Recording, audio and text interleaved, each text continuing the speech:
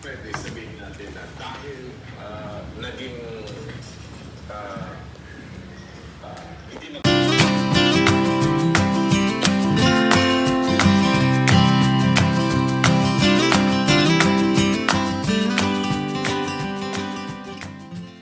maganda yung naging actuation, yung action ng nasa task force ay ibig sabihin hindi fund na natin kagadagan. Yes, because it's an institutionalized program, Rod. If you try to see it another way, it's like kunyari, let's pick any department. Let's say DSWD, no? The DSWD. Pag ayaw mo yung secretary ng DSWD or ayaw mo yung ginagawa niya or may mali siya, do we say scrap the DSWD? Of course not. Because it is a program that is benefiting a lot of people. So in Congress, we reserve the right to oversight, the right of oversight on government and its projects. And I think a good solution here, since there has been an exchange of words and hurt feelings and all, then both parties have to come together for a dialogue.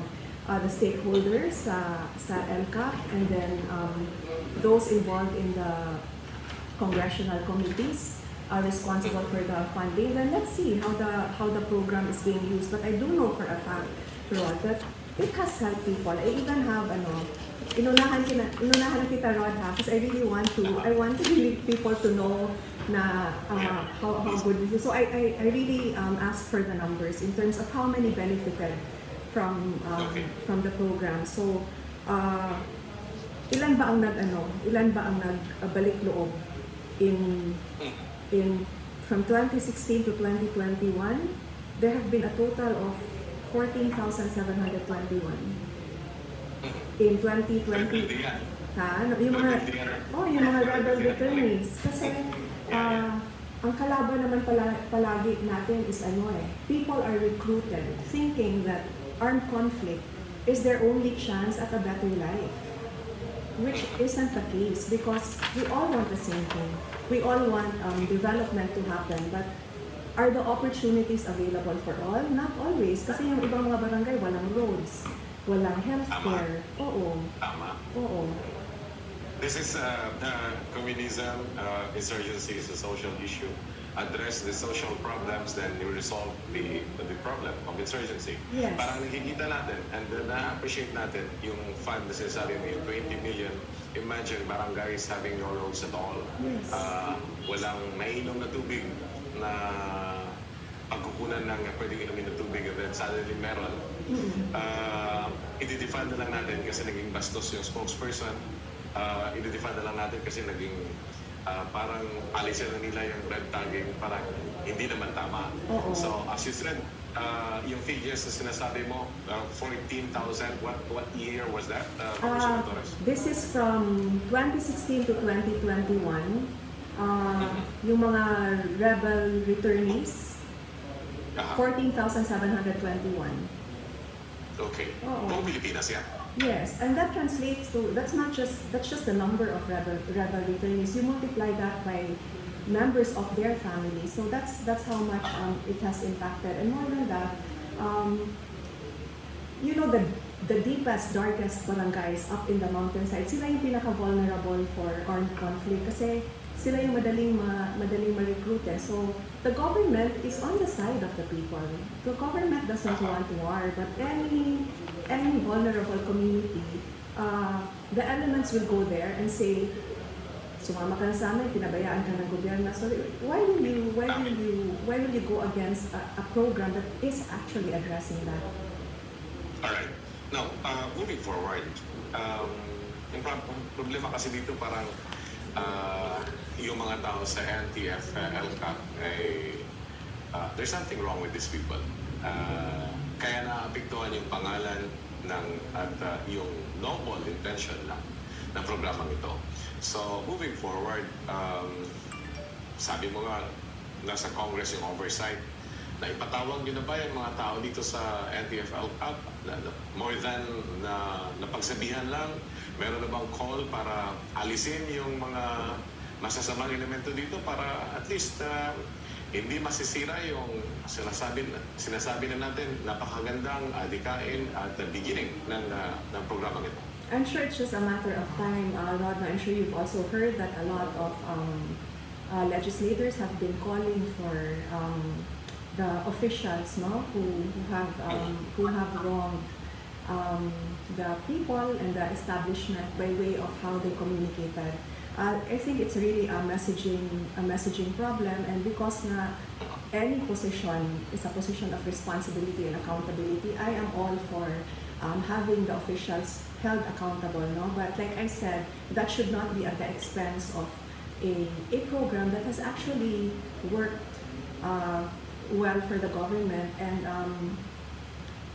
like I said, Rod, the numbers naman will show, the facts will show. Yes. Ilang taon na natin na pinupunduhan ito? If you won't mind, Congressman Torres.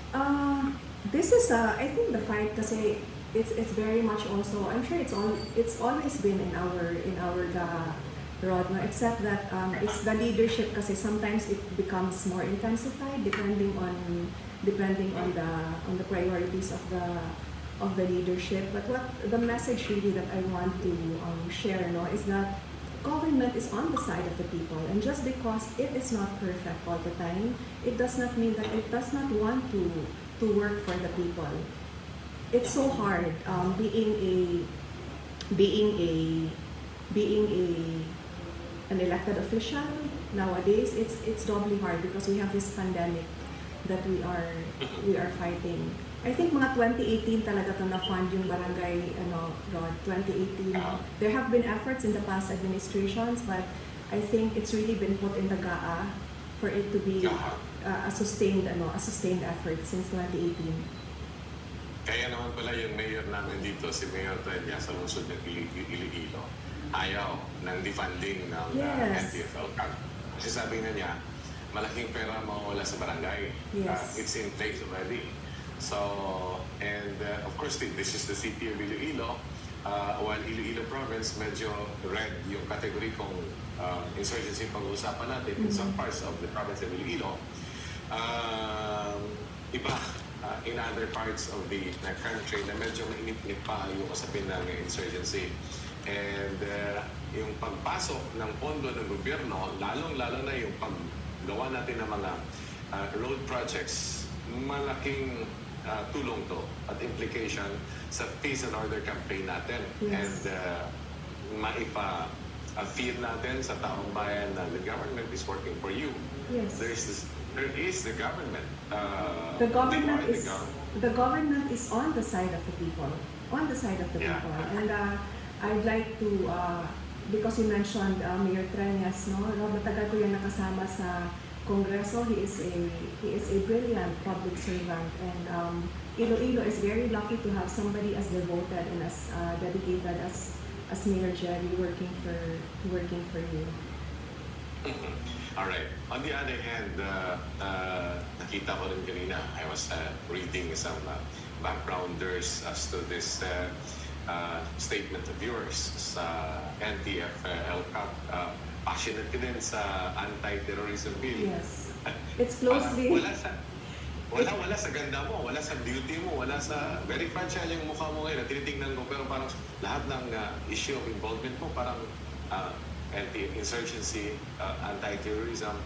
Ang tapang mo yata, Congresswoman Torres. People kasi think, Rod, that I'm just speaking from a position of privilege just because I just know I don't know the real picture, and that I am naive to say that that there should be an anti-terror law, but they really should, because just because, Rod, you don't see it doesn't mean that the terrorists are not there. They have not experienced a life in the countryside, and I know so many of my friends, who could not handle the heat, and they moved out of the countryside, they moved to the states or to the bigger cities, leaving their farmlands because of terrorism. There isn't just international terrorism, Rod, there's also local terrorism, and I think that's even worse because hindi nila alam yung revolutionary tax, hindi nila alam na pag nagbigay ng revolutionary tax yung iba, pag gusto ng taasan ng mga terorista, pag hindi nagbigay, susunugin yung mga kalabaw, papatayin yung kanilang mga farmhands. So it's it's like a war. It's like a war that keeps on simmering, and the only way to fight that really is with development. We do not want to be a nation at war always, and we are all Filipinos. Bakit tayo yung maglaban-laban sa isa't isa, no? So, I do understand that they probably feel that it's not as important because they have not experienced a life like this in the province. Kami Rod, dito buong buhay namin ganito from the time I was a toddler. I already knew that there was danger in the farm. I knew that terrorists were around. I knew that revolutionary taxes were being asked of every planter in the city. It was conversation that I heard every day over mealtime. So it's a real problem, and it's a problem that continues to this day. Alright, may banal na konti, Congresswoman Lucy. Isa sa mga naging mitsa ng problema ng NTF-ELCAC, yung issue ng red tagging. Yes. May I know from your perspective kung ano yung pananaw mo sa red tagging? That is why in the anti-terror bill law, that is why there are very strict penalties, no, for those who are responsible for red tagging. Kasi every time naman you make a law, it has to be balanced. I cannot speak for